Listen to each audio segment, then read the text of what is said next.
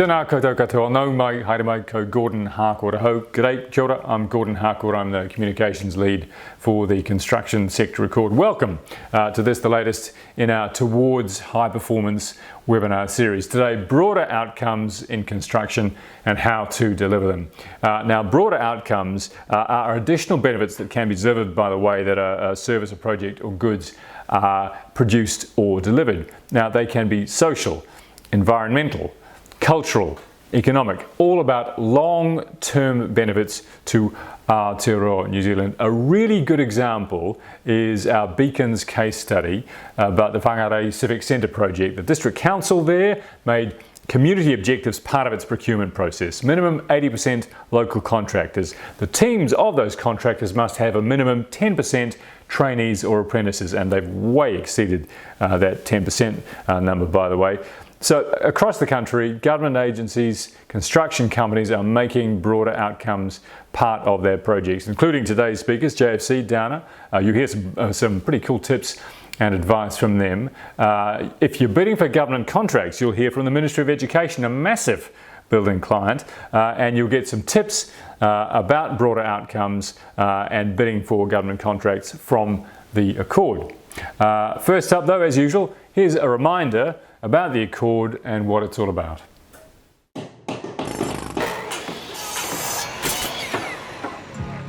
Construction touches us all in some way, and its success is crucial for a better Aotearoa. The Accord was launched in April 2019 to try and address the many issues affecting the sector. The Construction Sector Accord is the first step in creating a strong partnership between government and industry. And the partnership is to create a high-performing construction sector for a better New Zealand. The Accord has big goals: increase productivity, raise capability, improve resilience, restore confidence, pride and reputation.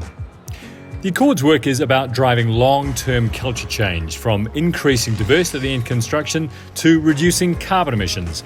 We want to see better business performance, better leadership, better health and safety culture, including mental health, fairer risk allocation. We want to see a safer, more successful, more sustainable construction sector.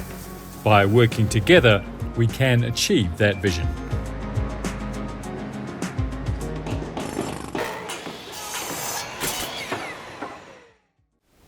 Okay, first up today, Alison Murray, my colleague. She's the Director of Construction Procurement Transformation here at the Accord. Kia ora, Alison. Oh yeah, thanks for having me. I am so pleased to be able to be here and taking part in this webinar. Really excited to talk to you all about broader outcomes. So to better help the sector understand and embed broader outcomes, the Accord has published new guidance to support government buyers and industry suppliers in applying broader outcomes to their procurement processes. We'll get a walk through the guidance, but first, Alison, tell us more about what broader outcomes are and why they matter to the Accord.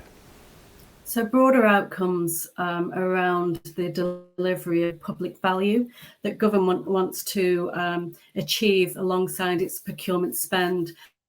So that procurement spend could be anything on ICT projects, it could be on the delivery of social services or the building of schools. So they're important to the construction sector because the government makes up about 20% of the overall construction spend in New Zealand. And it's really important that we use that spend to trigger those positive outcomes for the wider industry and for New Zealand. So the construction sector, as you know, also has many challenges. It produces about 50% of Aotearoa's waste. We only have about 18% of the workers at the moment which are women, and we're short in terms of capacity in the market of workers. So broader outcomes is a way that we can deliver some of those wider social and public sector value elements with the construction sector. Okay, the broader outcomes guidance, what is that about? So there are a number of priority areas that Cabinet have set for government to implement through broader outcomes. And they involve areas such as increasing access for New Zealand business, improving working conditions, reducing emission and waste, and also increasing construction skills and training. But the guidelines were produced for broader outcomes which are specific to the construction sector, because it gives that view in terms of how government procurers can actually incorporate those aspects into their procurement activity of construction projects. So in terms of how we've done that, we split the guidelines into 3 modules so that everybody can work through the different steps in terms of how to deliver broader outcomes in their procurement. And those modules are available on our Accord website. The first module gives a background to broader outcomes. The second goes through the high-level steps of how to, as I say, build those broader outcomes into a buyer's procurement project, including the tender questions that might be asked, how to evaluate those tender questions, and some examples of measures or KPIs. So what we're looking for with guidance is really to provide a bank of information that buying agencies can use, but also a more consistent approach to how those are delivered through construction projects. So there's greater consistency in terms of what's required and how it's delivered, to make sure that we do progress in the right direction in terms of delivering broader outcomes. So how will the guidelines help the construction industry? So they'll help industry because they'll give them a greater understanding of exactly what broader outcomes are about, and give insights in terms of how the government or a government buyer goes through their decision-making process in terms of which areas they decide to focus on and why. It'll give them a greater transparency in terms of the types of questions that government buyers may ask and how they'll evaluate those and how they might be measured. And over time, the Accord is starting to think about how we can incorporate more advice and support for industry into those broader outcomes. So watch this space. Okay, last thing, Alison, your top tips for businesses bidding for government construction projects? My advice would be is that make sure that as part of a bidding process that you actively engage the client. So make sure you take the opportunity to ask questions, either if you're using a GETS process through the question and answer functionality, or through supplier briefing sessions, or even one-to-ones. Ask the government buyer exactly what they're looking to achieve through the delivery of broader outcomes, or even for the wider project in terms of what they're seeking, what's important to them. Ask some questions. Don't be afraid to try and drill down and understand exactly what they're looking to achieve, because often a paper document doesn't give you all the information, and the real gems of detail comes from those question and answers. So make sure you use that. Government buyers actually, in most cases, will give you as much information as they're able to, or more greater clarification. So use that approach. Make sure you understand your client. Make sure you understand what they're after, and that will help you when bidding for business. Kia ora, Alison. And by the way, the Accord guidance will be updated regularly to support the sector's needs. And we're very keen to hear your feedback, so do contact us if you've got anything to say about them. The details are on screen there. Next up, Junior Ioane. He's Lead Advisor for Broader Outcomes at the Ministry of Education. Kia ora, Junior. Thanks for having me. It's great to be here. Okay, so tell us a bit about the Ministry's journey with Broader Outcomes. The journey started about 18 months ago off the back of a lack of understanding of what Broader Outcomes was all about. The Northern Procurement Team reached out to other agencies to understand their journey, some of their challenges, but also their successes. We also reached out to our construction partners to also understand their capability, but also their challenges as well. So this insight was then used to inform and help educate both our procurement and our delivery teams on the value and the requirements for broader outcomes.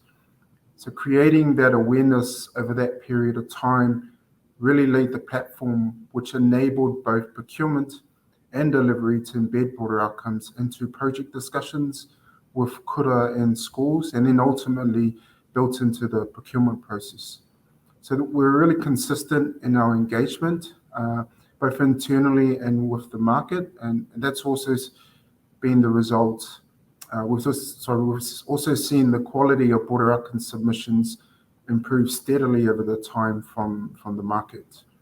Recognizing that while progress has been made over the past 18 months, management also invested resources into start developing a ministry-wide broader outcome strategy. And then there was also the creation of a new role, a lead advisor for broader outcomes within our infrastructure group.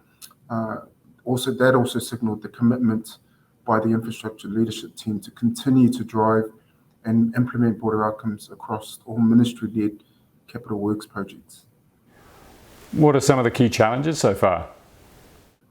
So a couple of key challenges early in the process was that broader outcomes was seen as being bolted on at the back end of a project or back end of a procurement process. So there was very, very little opportunity to deliver meaningful outcomes at the early stages of the project. So that really limited the impact that we could have with both the school, but also from a delivery perspective.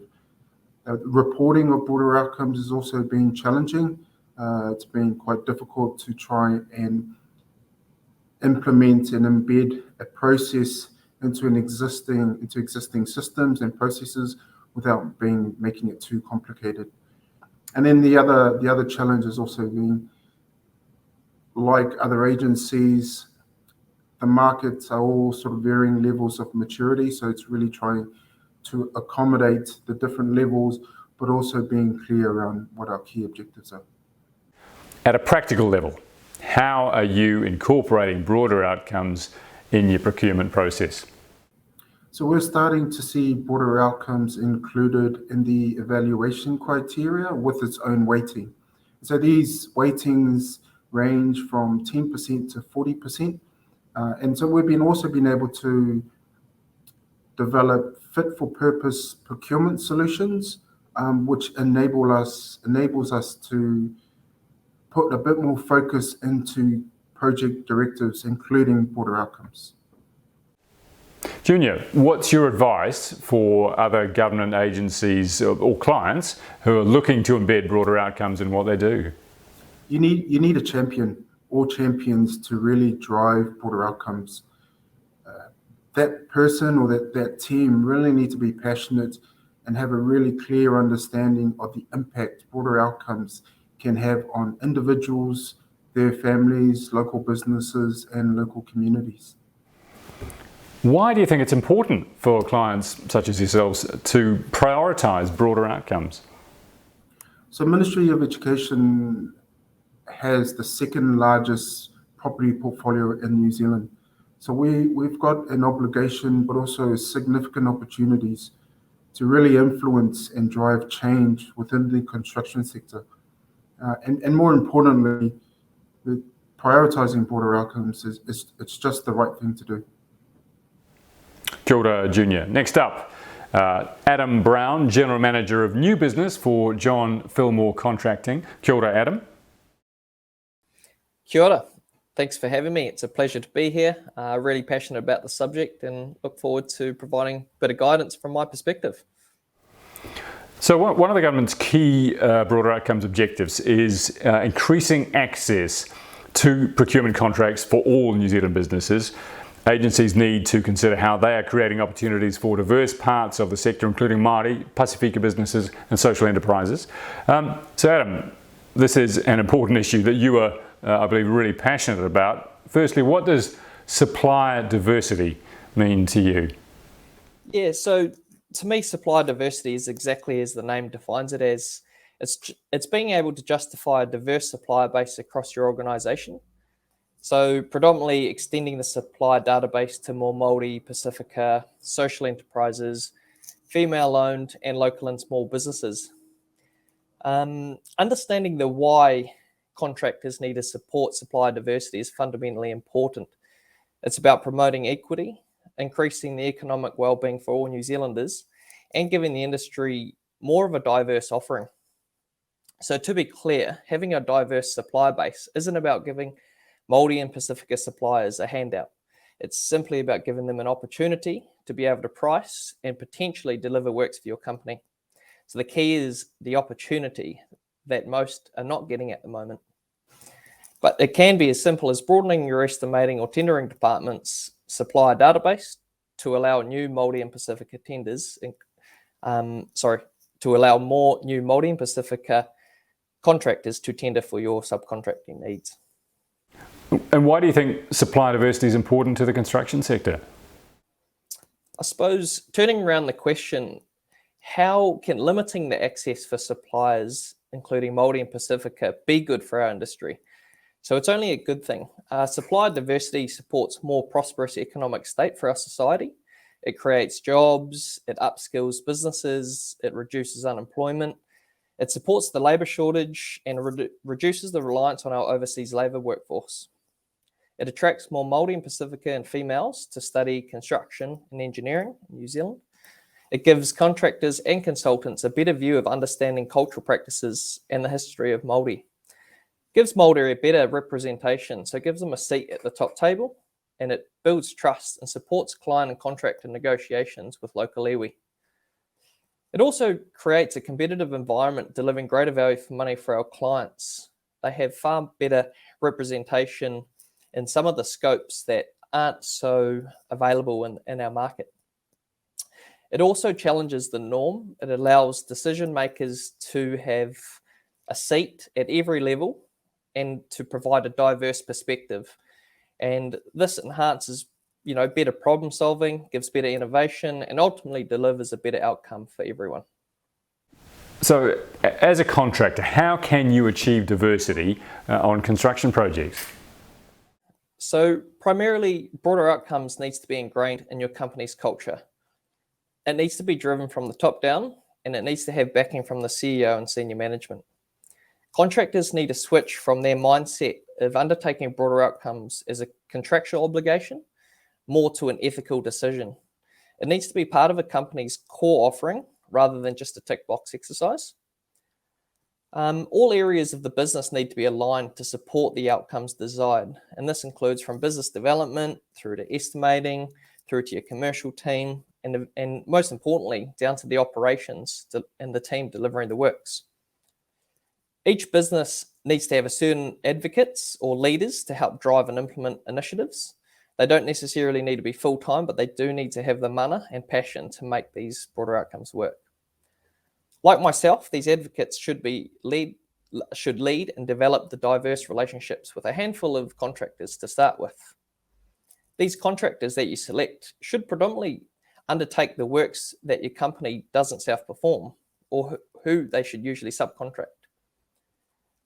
Where you can find these lists of Māori and Pacifica suppliers, in general, I use two companies. One, Amatai, which is a registry of Māori and Pacifica businesses in Aotearoa, or through local iwi connections and representatives. They're two very good places to start to find these list of suppliers. We all need to keep in mind, though, that supplier diversity works both ways. It's not just beneficial for Māori and Pacifica businesses. There are many advantages that the main contractor or consultant will receive as well, such as providing key resources in such a constrained market, pricing efficiencies and competitive tendering. Also, the feedback that they can give ourselves on cultural understanding and iwi partnerships. It's a very key part in today's RFT requirements. It's also vital that you ensure that you don't have a perception that Māori and Pacifica entities only undertake small, uncomplex capabilities. I've worked with many Māori businesses that are far more competent and commercially savvy than your everyday tier 3s and 4s. There is a responsibility also from the clients to ensure contractors can viably propose and deliver on supplier diversity initiatives while still being able to be competitive at the tender stage. I think the chosen procurement model plays a crucial role in the ability for contractors to achieve outcomes. It defines the level of outcomes that a contractor can propose and implement, while also being competitive enough to win initially. Contract models such as lowest price conforming is not suited to achieve these outcomes, where desirably ECIs or heavy-weighted non-price attributes tenders are favoured. It's really great to see the government starting to have skin in the game and putting forward provisional sums for broader outcomes, or, for example, a financial KPI incentive for delivery and implementation. And the nitty-gritty, what examples have you got? There's one example that resonates highly with me, and it dates back a few months ago, and it's basically at a Amatai Meet the Buyer event. I was approached by a small Māori-owned business who came up to me and they said, "Hey Adam, I'd love to be able to get some support to increase my revenue, tender on my own, and be able to actually deliver contracts as a head contractor rather than a subcontractor." I said, absolutely. So the first question I did ask was, what sort of pre-qualification levels are you currently at? And at this stage, the contractor was only at a site-wise level. But that did restrict him because his offering of services was quite in the high risk category because he delivered asbestos removal. So what I supported him with was gaining not only the national and industry standards of pre-qualification, which at the time was ISNet for the clients that he was desired to work for. But to get the ISNet pre-qualification, there was a lot of support needed, not only from a company perspective, but from an industry standard. And that covers everything from your risk profile, your insurances, your health and safety, which I all supported him to get. It was a 13-week process to get documents back and forth. He needed to increase his insurance levels. He needed to, supply more information on his health and safety. But eventually he was very proactive and we got there in the end. And the great outcome for me was not only did he win projects for the company we're with, but he was able to go out and tender works on his own as a head contractor. Now, 6 months later, I still keep in touch with him, but we had a bit of a feedback in 6 months. And I said, how's things been since you gained this pre-qualification? He said, I cannot thank you anymore. I've increased my revenue by 30%. I've managed to take on 4 new staff, all from all Māori staff from local iwi connections. And he's managing to learn a lot more about his business development, about estimating jobs. And, and there is still degrees where he is learning. He's not, he's making sure he's not overcommitting to resources or, punching above his weight in projects that, have a very high risk profile. So it's great to see, still keep in contact with him. And, that's just one example of, a good example of supplier diversity and how we can help in the market. So what can others in the sector be doing to support diverse suppliers? Yeah, so I think first and foremost, just like the example I gave above, the suppliers need to be proactive. Don't sit back and wait for the work to come to you. I always, say to reach out to head contractors and discuss, who do they build a new relationship with within the company. Understanding the tier 2s, the tier 1s, current and future workload, be asked to be invited to tenders, or what sort of pre-qualifications does the company require to undertake work for. And once you are invited, be asked to come into discussions early, and so that you can give the most aligned and appropriate offering back to the contractor. A key thing, discuss your capabilities, discuss your strengths and weaknesses to the head contractor. Don't try and oversell yourself. Be honest, because end of the day, they're here to support you and watch you grow. And hopefully they want to watch you grow on a long-term basis, so it works both ways for both companies. I think it's important where you're not always going to be successful on tenders. So the ones that you're not successful, do request a debrief, take full advantage of all the lessons learned and room for improvement, with whether you're direct to the client or to the leading contractors. It's a tough game, tendering. You don't win them all, but definitely request debriefs and take as much information as you can. I think it's important to ask for advice on risk, contractual risk and delivery risk. It's also important to ask about health and safety improvements. Where could have they done better? What can be improved? Also the levels of commercial and resourcing commitments. So just make sure that you're not overcommitting to the project at hand. You understand the risk profile and all the contractual obligations that you're signing up to. Hopefully the contractors are lenient and working with the supply chain to allow that to be as streamlined and friendly as possible. I think it's always important for the suppliers to maintain an up-to-date tender library. So that's including every of their past and current works. Keep an attribute library of what projects you've delivered, what scale, what was the scope. They really do help when it comes down to the non-price attributes from a head contractor back to the client. And I always think it's a great thing to be affiliated with the likes of Amatai or iwi groups. So put your name out there. Make sure that you're actually on the list of Māori and Pacifica registry, so that companies like ourselves or the tier ones can find you and understand what your strengths are, your pre-qualification levels, what regions you work in. It's a great database, and I think you should be at least registered to that. Another word of advice is introduce yourself to the clients themselves. Be familiar with the local market.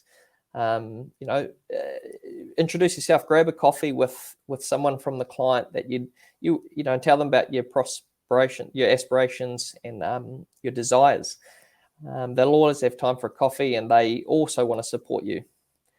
And the last but not least, I think look into all of the available online support, including the Construction Accord Broader Outcomes Guidance. Amatai have some great courses available to support yourselves. So that's both the buyers and the suppliers from Māori and Pacifica backgrounds, and all to support the broader outcomes. So there's plenty to do, but the best thing is to reach out. Advocates like myself are always happy to help. Oh, kia ora, Adam. Good stuff. Hey, look, I reckon that shows that diversity is nothing to freak out about. It is good for your business. Finally today, Prakash Ramasubramaniam. He is the Senior Project Manager of Infrastructure for Downer New Zealand. Kia ora, Prakash. It's my absolute pleasure to be present here, and I thank you sincerely for the opportunity given to me to present the learnings that we have had in delivering Tamaki Drive project. So the Tamaki Drive cycle route aims to increase connectivity and safety for cyclists, pedestrians and drivers by providing a 2.3 kilometre bi-directional off-road cycleway on the northern side of Quay Street to Tamaki Drive in Auckland. And anybody who's tried to drive past cyclists or ride a bike along there will know how cool that is. Downer is the main contractor for the project. Environmental broader outcomes have been a key focus, so reducing emissions, enhancing the local ecology. Firstly, Prakash, tell us a bit more about the project and those environmental goals. On a project like this, when we are implementing and delivering, it affects the environment significantly, and we need to do all that we possibly can to minimize impact on the environment. Construction projects do generate a lot of emissions and wastage as well. So it's important that we do all that we possibly can to protect and preserve the environment that we work in, so that we can maintain the sustainability of the current environment going forward for our future generations to enjoy. The broader outcomes that were chosen as key focus, keeping that in mind, because we are working in a coastal marine area and also a very busy road corridor dotted with plenty of protected heritage trees. So any damage would be irreversible and would have long-lasting impact. So the key broader outcomes we proposed at the project beginning was to have the greenhouse gas emissions minimized, material usage is also a key focus, and make sure of minimizing wastage that potentially comes out of the project, and also reduce recycled potential materials that come out, including the asphalt materials and any granular material, and minimize usage of virgin material and use where possible recycled materials that are acceptable, comply with the standards. The material disposal also should be environmentally friendly.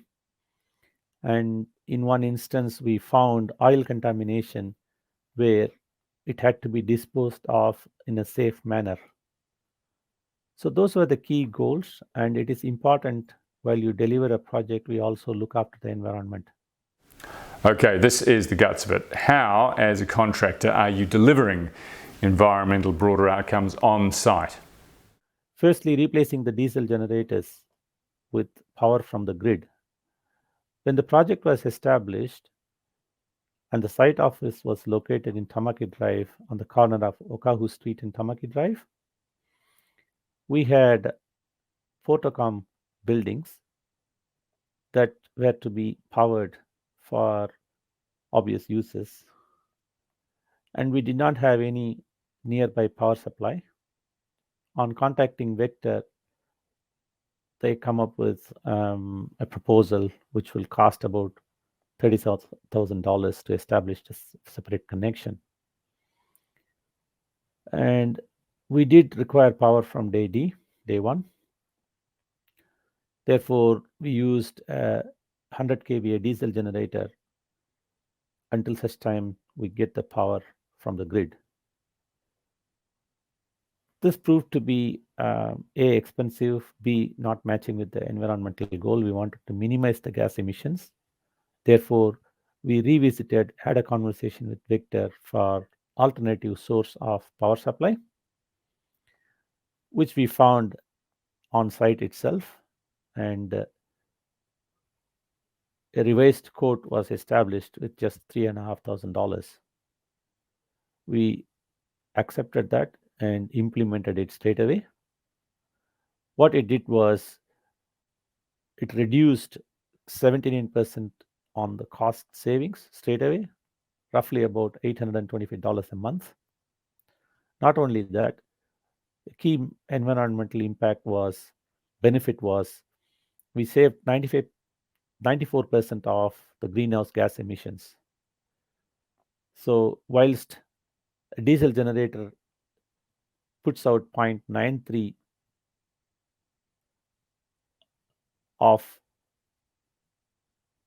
emissions per month, it was reduced to just 0.06. It just had a 4-month payback period for the savings that we made for the initial cost. Not only from cost point of view, even from noise point of view, and the sheer operational constraints of starting and stopping a generator was a huge benefit, which went a long way throughout the life cycle of the project. Considering that we were meant to be only there for 12 months and 6 of those went in just in establishment, it would have been a disaster. However, we were there for a year and a half, so definitely it proved to be beneficial to have a grid supply. The second one I want to talk to you about was the replacing of the raised pavement section. As per the project scope, we were meant to raise a couple of areas near OBC by about 0.5 meter. The proposal was to do removal of the existing pavement and replace it with granular pavement to about 0.5 meter. Our tender proposal was to divert the traffic for over 2 weeks from Ngapipi Road through to Orake and Shore Road to build the granular pavement. This would have certainly created a lot of traffic disruption and congestion, and also significant greenhouse gas emissions as well. We thought of a proposal to provide an alternative payment solution. Our solution was to replace the granular material with asphalt infill. We discussed with the consultant, Baker, on this, and also looked at all the technical parameters to make sure that it is feasible and it does not add more cost to the job. It almost came cost neutral, or there was a saving of about $23,000 with the alternative proposal. And instead of an estimated 2 weeks for construction, it reduced to 5 nights of construction.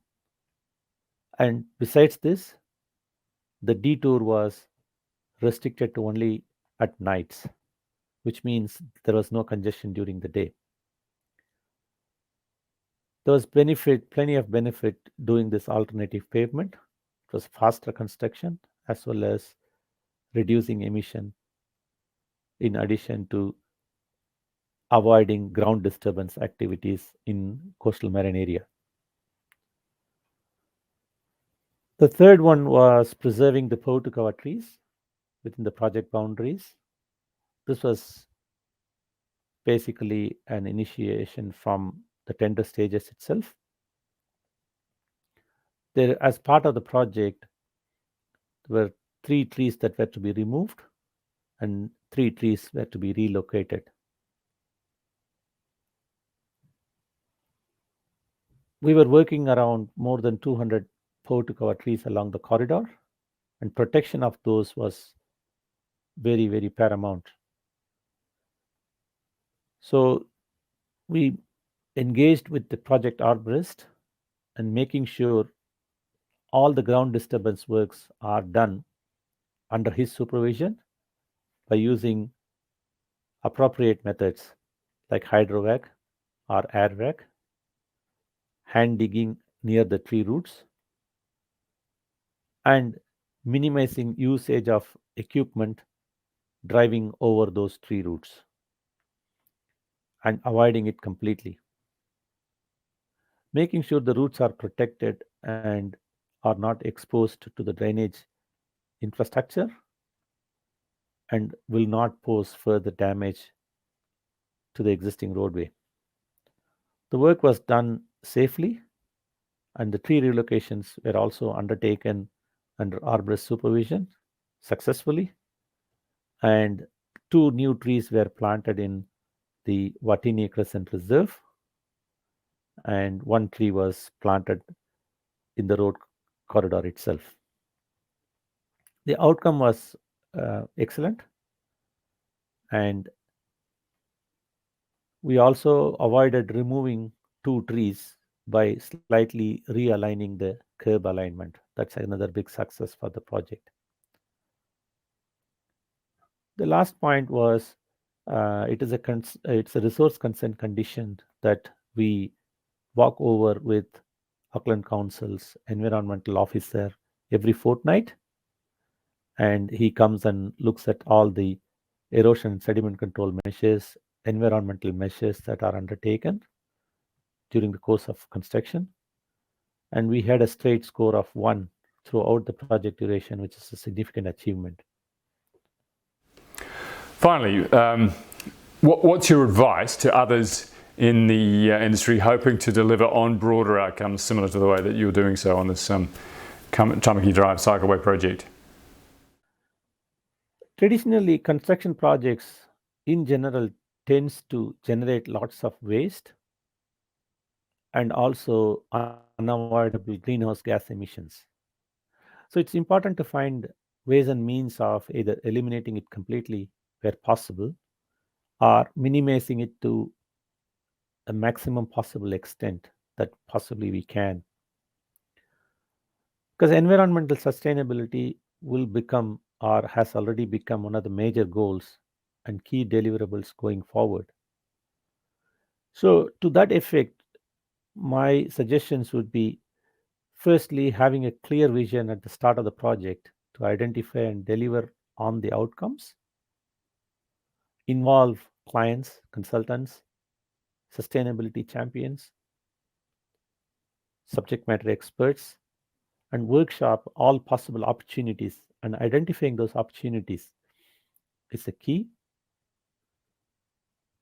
Once the opportunities are identified, we need to also find out methods of data collection and reporting it regularly on an ongoing basis, and share the information or the outcomes with peers in the industry so that we can all learn from it.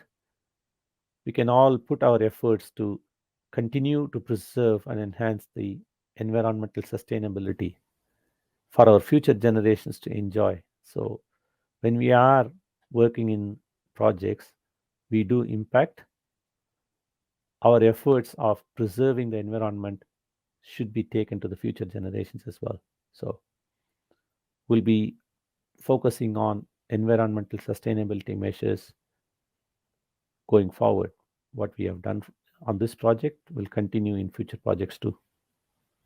Oh, kia ora, Prakash. Look, I reckon there was some great stuff in there, and from all our speakers today, thank you to them all.